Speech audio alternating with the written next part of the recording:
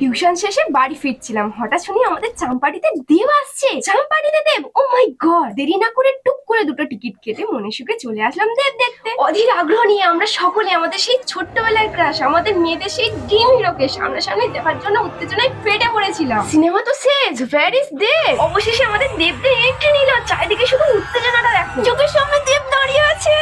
কথা দিয়েছিলাম যে খাদান যদি চলে, আমি কথা দিচ্ছি আমার পরের ছবিটা খাদানের বাপ হবে, আমি কথা দিয়ে গেলাম।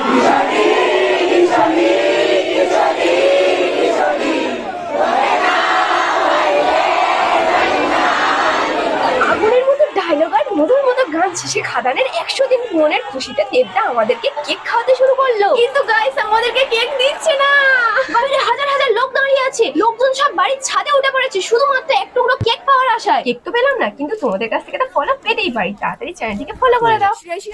দেবদার ভক্ত, শুধু আমি চিল্লাতে পারি না বলে।